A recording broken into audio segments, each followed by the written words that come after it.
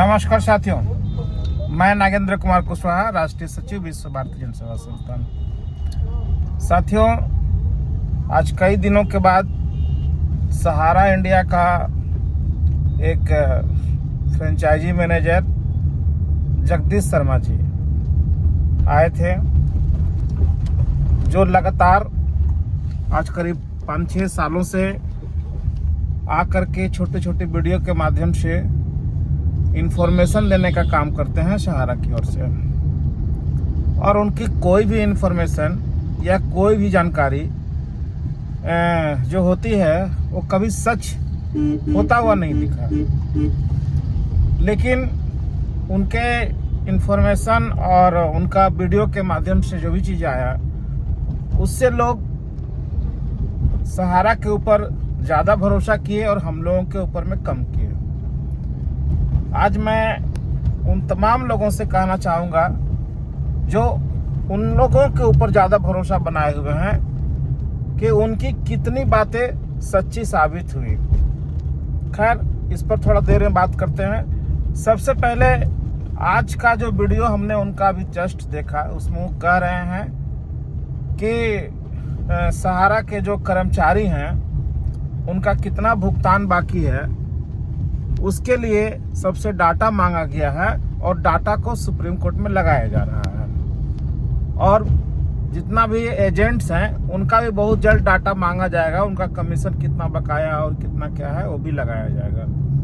बड़ा हंसी आता है। पहला नंबर बात कि सहारा इंडिया कंपनी जो पूरा तकनीकी रूप से कंप्यूटराइज था, सब कुछ उनके पास में है। कौन एम्प्लॉइज कब नौकरी लिया, कब कौन रिजाइन किया, कब कौन रिटायर किया, क्या उनके पास में नहीं है?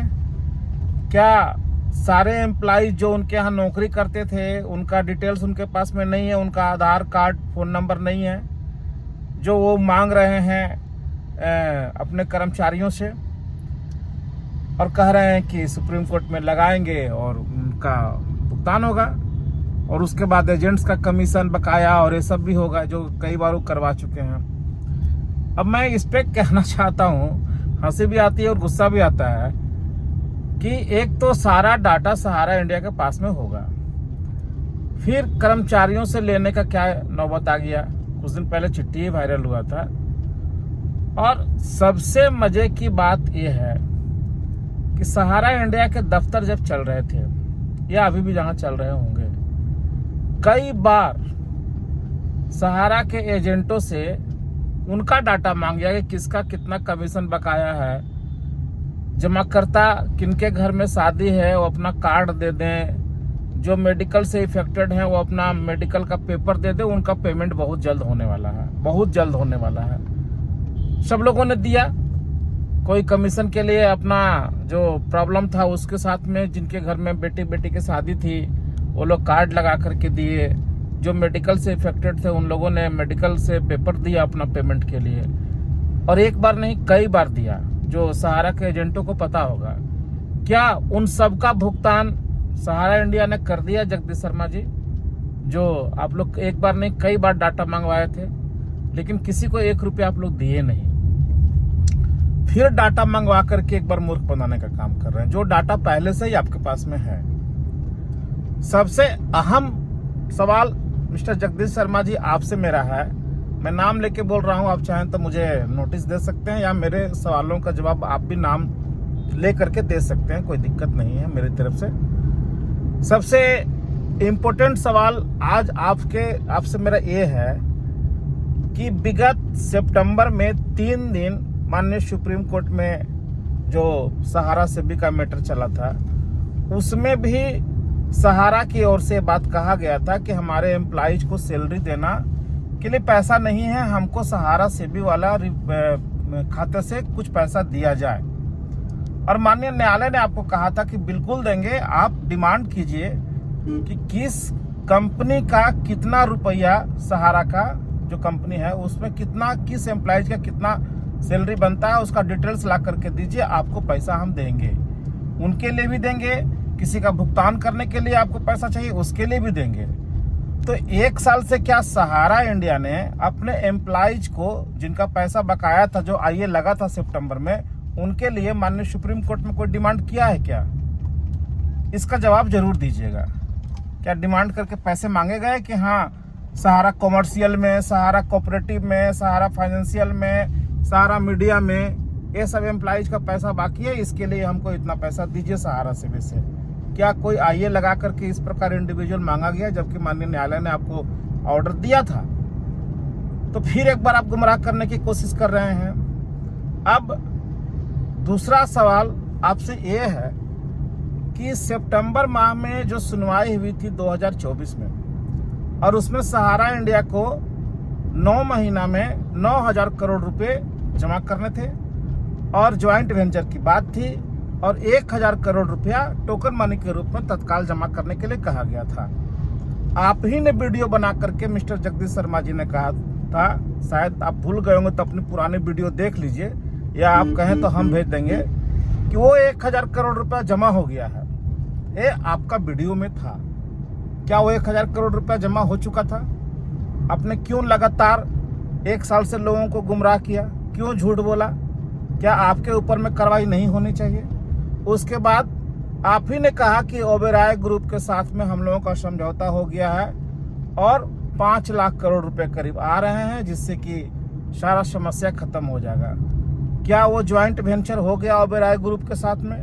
क्या 5 लाख करोड़ रुपए आ गए? क्या उससे बकाया पैसा जमा हो गया और बाकी लोगों का भुगतान हो गया? हुआ क्या? क्यों लोगों को मूर्ख बनाने का काम किया? अभी फिर जाकर के आप लोगों ने कहा कि अब तो पैसा जमा करने की जरूरत ही नहीं है, सहारा सेबी का मध्यस्थता हो गया, और वो मध्यस्थता के नाम पर एक नहीं कई वीडियो आपका बना विगत 7-8 महीना के अंदर, कि अब मध्यस्थता हो गया है, मध्यस्थता से ऐसे होता है, मध्यस्थता से वैसे होता है, सारा समस्या का समाधान हो गया। क्या वो मध्यस्थता हो गया था सहारा सेबी का? क्या आप सहारा को 9,000 करोड़ रुपए माननीय सुप्रीम कोर्ट के आदेश के बाद वहां जमा नहीं करना पड़ेगा? ऐसा एक आप वीडियो बना करके दे सकते हो कि वो मध्यस्थता हो गया था, वो पैसा देने की जरूरत नहीं है। आपने लगातार इतने दिनों से लोगों को क्यों गुमराह किया? क्यों झूठा वीडियो बनाया? आखिर आप लोग चाहते क्या हो? मैं आज तक आपका नाम लेके वीडियो नहीं बनाया था, आज पहली बार बना रहा हूं। अगर आप में कुनबा होगा तो आपके पास तो लीगल की बड़ी बड़ी टीमें हैं, आप अपने लीगल टीम के माध्यम से मुझे नोटिस दे सकते हो कि हम आपका नाम लेकर के वीडियो डाल रहे हैं। और अगर उतना भी कुनबा ना होगा तो आप सीधे सीधे मेरा नाम लेकर के आप मेरे हर एक सवाल का जवाब दे सकते हो कि आपने कौन सा आईए लगाया अपने निवेशकों का भुगतान करने के लिए, जब सितंबर 2024 में माननीय न्यायालय ने आपको आदेश दे दिया था। आपने क्यों झूठ बोला कि 1,000 करोड़ रुपया जमा हो गया था? क्या वो 1,000 करोड़ रुपया जमा हो गया था? क्यों झूठ बोला कि 5 लाख करोड़ रुपया का ज्वाइंट वेंचर हो गया है, अब बहुत जल्दी समस्या का समाधान हो जाएगा? क्यों आप मध्यस्थता के नाम पे लगातार लोगों को बेवकूफ बनाते रहे कि हमारा मध्यस्थता हो गया, अब हमको पैसा जमा करने की जरूरत नहीं है? इन सवालों का जवाब आपको देना चाहिए, और नहीं तो जो लोग उनका वीडियो देख करके उनके ऊपर में विचार करते हैं, उनके ऊपर में भरोसा करते हैं, ऐसे लोगों को विचार करना चाहिए कि आपको एक गुमराह गैंग किस और लेके जा रहे हैं।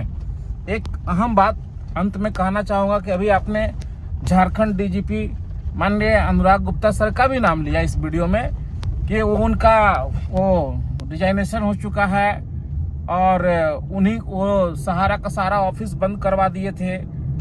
तो सहारा का जब ऑफिस बंद हुआ था, जब सहारा के दफ्तर में कई सोसाइटियों के नाम पे अलग अलग पैसा लिया जा रहा था, सेल कंपनियां बनाकर लोगों से पैसा लिया जा रहा था, जिसका आज कई प्रमाण हम लोगों के पास में है, जो हम लोगों ने कंप्लेन किया, उसके बाद बंद कराया गया था। लेकिन वो कितने दफ्तर उस समय चल रहे थे आपके, और उसके पहले जो सारे दफ्तर खुले हुए थे, क्या वहां से भुगतान हो रहा था? और क्या डीजीपी माननीय अनुराग गुप्ता जी के जाने के बाद क्या जितनी कानूनी कार्रवाई आप पर थी वो क्या खत्म हो जाएगा? क्या केवल उन्हीं के चाहने से ही आप पे कानूनी कार्रवाई हुई, या लोगों ने साक्ष्य के साथ जो एफआईआर दर्ज करवाया उसके ऊपर केस हुआ? तो एक व्यक्ति के जाने से खुशी मनाने की क्या जरूरत है? क्या दूसरा व्यक्ति आएगा तो वो आपके साथ में रिलीफ देने का काम करेगा? क्योंकि आपने कोई क्राइम तो किया ही नहीं है। तो केवल गुमराह करने वाली बात छोड़िए और अभी से भी लोगों को स्पष्ट बताइए कि कैसे क्या करना है, या हो सके तो मेरे इन सवालों का जवाब जरूर दीजिएगा। धन्यवाद, नमस्कार, जय हिंद।